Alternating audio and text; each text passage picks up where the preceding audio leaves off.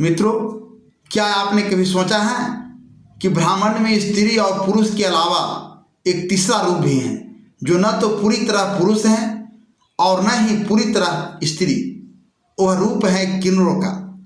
आज की यह अनोखी पौराणिक कथा आपको वैकुंठ लोक से लेकर पृथ्वी के रहस्यमयी वनों तक ले जाएगी, जहां भगवान विष्णु स्वयं देवर्षि नारद को एक ऐसे राजा की कहानी सुनाएंगे जिसका पुरुष शरीर एक पल में स्त्री में बदल गया, जहां शिव जी की माया, पार्वती जी की लजा, वशिष्ठ जी की भक्ति और एक राजा की विचित्र नियति आपको हर मोड़ पर चौंकाएगी। यह कथा है प्रेम की, श्राप की, तपस्या की और अंत में मुक्ति की। एक बार शुरू करने के बाद आप इसे बीच में रोक नहीं पाएंगे। तो तैयार हो जाइए, क्योंकि अब शुरू हो रही है वह रहस्यमयी कथा जो आपको अंत तक बांधे रखेगी। मित्रों, एक समय की बात है, देवर्षि नारद नारायण नारायण नाम का जाप करते हुए वैकुंठ लोक पधारे हैं। नारद जी को देखकर भगवान श्री हरि विष्णु कहते हैं, हे देवर्षि पधारो, वैकुंठ में तुम्हारा स्वागत है।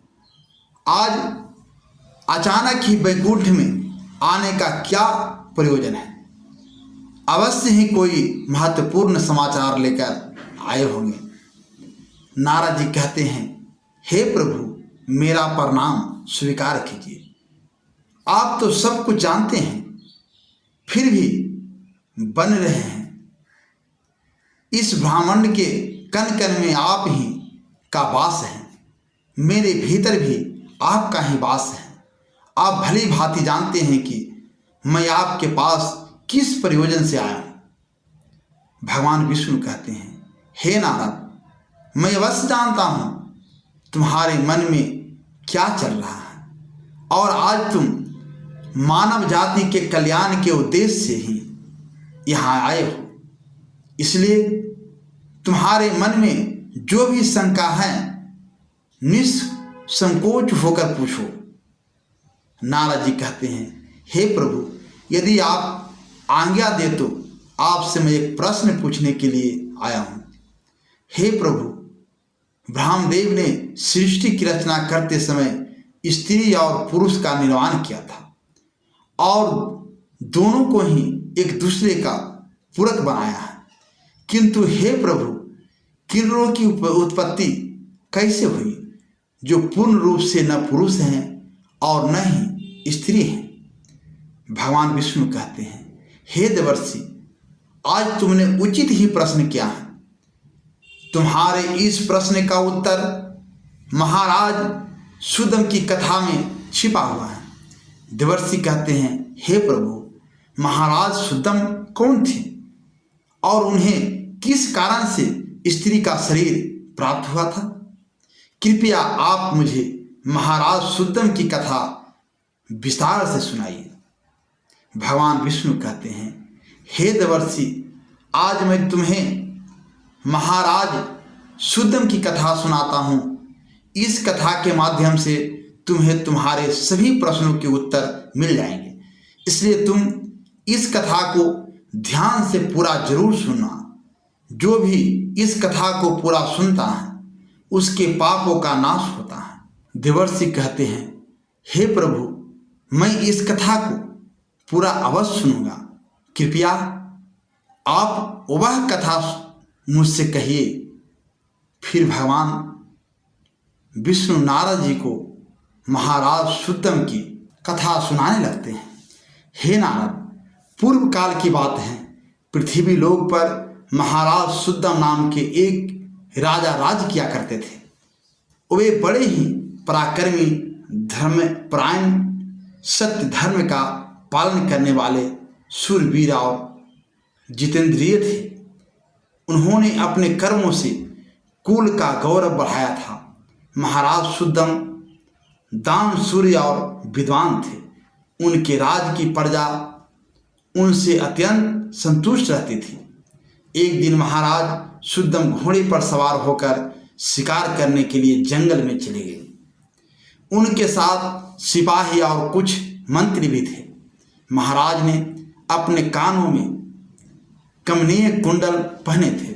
उनके पास अजगब नाम का धनुष था और बाणों से भरा हुआ तरकस धारक करके वे जंगल में भ्रमण करने लगे। उसी जंगल के पास एक कुमार नाम का वन था जो बहुत ही सुंदर दिखाई पड़ रहा था। वह वन दिखने में तो अत्यंत सुंदर था, किंतु भयभीत करने वाला भी था। उस वन में भगवान शिव की माया फैली हुई थी, जिस कारण से वह वन पृथ्वी पर स्वर्ग की तरह प्रतीत हो रहा था। अनेक जंगली पशुओं की ध्वनि दूर दूर से सुनाई पड़ रही थी, जिसे सुनकर राजा का मन सुख की अनुभूति कर रहा था। कोयल और पंछिया की मधुर ध्वनि कानों में पड़ने से महाराज सुद्दम अत्यंत प्रसन्न हो रहे थे। जैसे ही महाराज सुद्दम ने कुमार नाम के उस वन में प्रवेश किया, उसी क्षण उनका शरीर स्त्री रूप में बदल गया। महाराज का घोड़ा भी घोड़ी के रूप में बदल गया। उनके साथ आए हुए सभी सिपाही और मंत्री भी स्त्री बन गए। अचानक हुए इस विचित्र बदलाव को देखकर महाराज और सभी सिपाही आश्चर्यचकित हो गए और चिंता में पड़ गए। वे मन ही मन सोचने लगे, यह क्या हो गया। महाराज सुद्दम अपने स्त्री रूपी शरीर को देखकर बहुत दुखी होकर लज्जित हो गए और अपने सिपाहियों से कहने लगे, यह हमारे साथ क्या अनिष्ट हो गया है। हम सभी अचानक से पुरुष से स्त्री कैसे बन गए। अब हम क्या करें। स्त्री का शरीर लेकर हम घर कैसे जाएंगे और कैसे मैं राज्य का संचालन करूंगा। हमारी प्रजा हमें देखकर क्या कहेगी। देवर्षि नारद भगवान विष्णु से कहने लगे, हे प्रभु, आपने यह बड़े आश्चर्य की बात कही है। देवताओं के समान तेजस्वी राजा सुद्दम को स्त्री का शरीर कैसे प्राप्त हो गया। इसका क्या कारण है, कृपया बताइए। उस रमणीय वन में राजा ने ऐसा कौन सा कार्य किया जिससे उन्हें स्त्री का शरीर प्राप्त हुआ। कृपया करके विस्तार से बताइए। तब भगवान विष्णु कहने लगे, हे देवर्षि, इसके पीछे भगवान शिव की ही माया है। भगवान शिव की माया से ही महाराज सुद्दम को और उनके सिपाहियों को स्त्री का शरीर प्राप्त हुआ है। इसलिए अब तुम इसे ध्यान से सुनो। एक समय की बात है, भगवान शिव और देवी पार्वती इसी वन में एकांत में विहार कर रहे थे। तभी सनकादिक मुनि 10 दिशाओं को प्रकाशित करते हुए भगवान शंकर के दर्शन करने के लिए उस वन में आ गए। सनकादिक मुनियों को किसी भी प्रकार का बंधन नहीं है। वे बिना आज्ञा लिए किसी भी स्थान पर कभी भी आ जा सकते हैं। जब वे चारों मुनि भगवान शंकर के दर्शन के लिए उस वन में आ गए तो उन्होंने देखा कि देवी पार्वती और भगवान शिव एकांत में विहार कर रहे थे। सनकादिक मुनियों को अचानक से उस स्थान पर आता हुआ देखकर देवी पार्वती अत्यंत लज्जित हो गई। देवी पार्वती तुरंत भगवान शिव से दूर होकर खड़ी हो गई। जब उन चारों मुनियों ने देवी पार्वती और शिव जी को एकांत में विहार करते हुए देखा तो वे तुरंत ही वहां से लौटकर नर नारायण के आश्रम की ओर चले गए। जब भगवान शिव ने पार्वती को लज्जित होकर दूर खड़ा हुआ देखा तो वे कहने लगे, हे प्रिय, तुम इस प्रकार से लज्जित क्यों हो रही हो। वे चारों तो हमारे पुत्र के समान हैं, उनसे तुम्हें शर्माना नहीं चाहिए। देवी पार्वती कहने लगी, हे प्रभु, स्त्री को अपने पुत्र के सामने भी कभी पति के साथ विहार नहीं करना चाहिए। उसे सदैव ही मर्यादा में ही रहना चाहिए। आपने तो कहा था इस स्थान पर कोई नहीं आएगा, फिर हमारे एकांत में विघ्न करने के लिए यह चारों मुनि कहाँ से आ गए? आप तुरंत ही कोई ऐसा उपाय कीजिए जिससे कोई भी इस वन में ना आए, न तो मैं इस स्थान से चली जाऊंगी। तब भगवान शिव ने कहा, हे प्रिय, ठीक है, तुम्हारे इस दुख को दूर करने के लिए मैं अभी उपाय करता हूँ। हे प्रिय, आज से ही इस वन में कोई भी पुरुष भूल से भी आ जाएगा तो वह स्त्री हो जाएगा। हे देवर्षि, उस दिन से जो भी उस वन में जाता है वह स्त्री बन जाता है। जो लोग यह जानते हैं कि उस वन में शिव जी की माया फैली हुई है, वे भूल से भी उस वन में नहीं जाते। किंतु महाराज शुद्धम इस बात को नहीं जानते थे और वे अज्ञानवश अपने सिपाहियों के साथ उस वन में चले गए और शिव जी की माया के प्रभाव में आकर उनका पुरुष तब नष्ट हो गया और वे सभी स्त्री बन गए। स्त्री का शरीर प्राप्त होने के बाद महाराज लज्जावश घर नहीं गए और उसी वन में इधर उधर भटकने लगे। स्त्रीत्व प्राप्त होने के कारण उनका नाम ईला पड़ गया।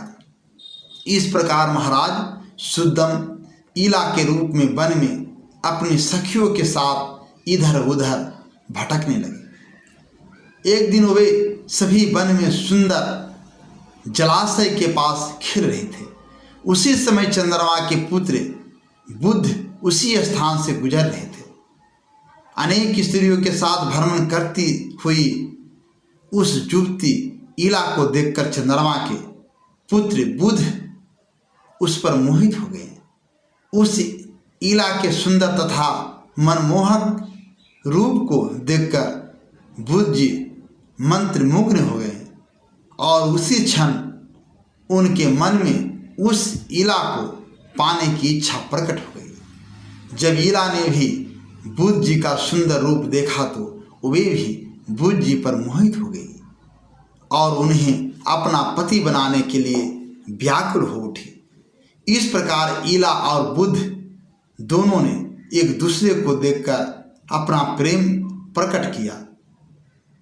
परस्पर अनुराग के कारण उन दोनों ने विवाह कर लिया और कुछ दिनों में उन दोनों के बीच संयोग हुआ। फिर बुध ने ईला के गर्भ से एक संतान को उत्पन्न किया जिसका नाम पुरुरवा रखा गया, जो आगे चलकर चक्रवर्ती सम्राट हुआ।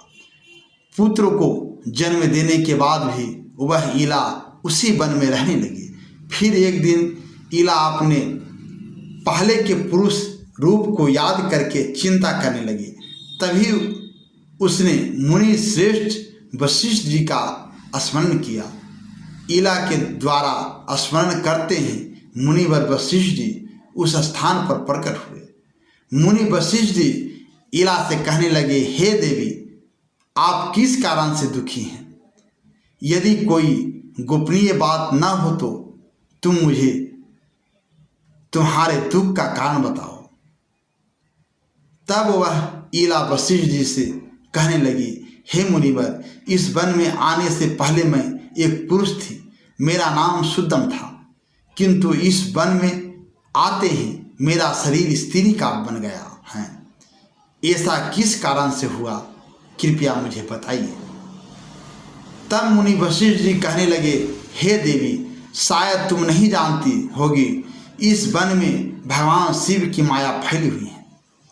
उन्होंने इस वन को ऐसा श्राप दिया है कि जो भी पुरुष इस वन में आएगा वह स्त्री बन जाएगा। उन्हें भगवान शंकर की माया के कारण तुम्हें स्त्री का शरीर प्राप्त हुआ है। फिर वह ईला कहने लगी, हे मुनिवर, कृपया करके मुझे मेरा पूर्ववत शरीर प्रदान कीजिए। मेरा प्रजा मेरे बगैर दुखी है। मैं ऐसा हालत में अपने राज में नहीं लौट सकती। मुनि वशिष्ठ जी को महाराज शुद्धम की ऐसा अवस्था देखी नहीं गई। महाराज बड़े शूरवीर और पराक्रमी थे, किंतु शिव जी की माया के कारण उन्हें स्त्री का रूप प्राप्त हुआ था। वशिष्ठ जी कहने लगे, हे वत्स, तुम चिंता मत करो, मैं भगवान शिव से प्रार्थना करके तुम्हारी सहायता करूंगा। तब वशिष्ठ जी ने उसी स्थान पर समस्त लोकों का कल्याण करने वाले भगवान शंकर की आराधना करना आरंभ किया। भगवान शंकर वशिष्ठ जी की आराधना से अत्यंत प्रसन्न हुए और साक्षात उन्हें दर्शन देकर कहने लगे, हे मुनिवर, मैं आपकी भक्ति से अत्यंत प्रसन्न हूँ। आपको जो भी मनोवांछित वर चाहिए उसे मांग लो।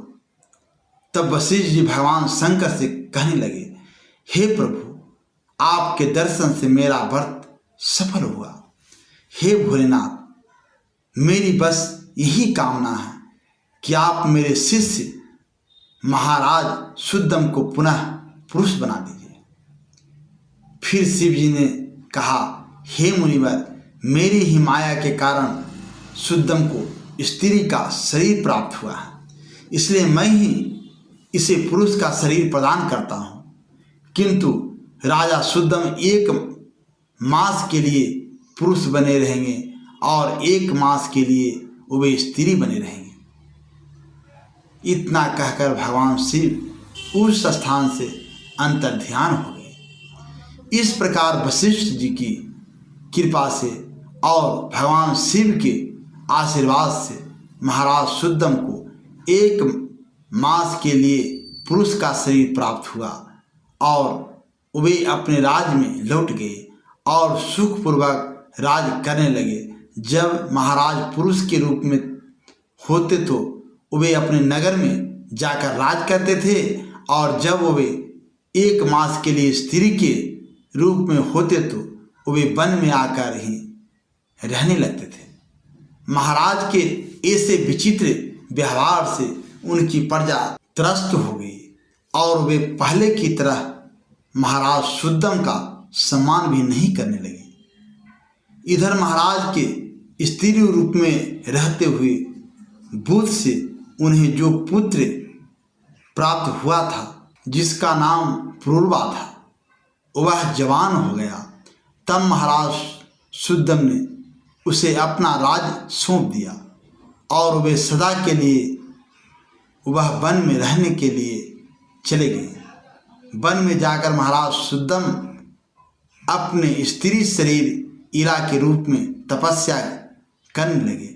फिर उन्होंने देवर्षि नारद जी से नवकार मंत्र की दीक्षा ली और देवी पार्वती की उपासना करने लगे। अनेक वर्षों तक उस वन में रहकर उन्होंने उस मंत्र का जाप किया और देवी को प्रसन्न कर लिया।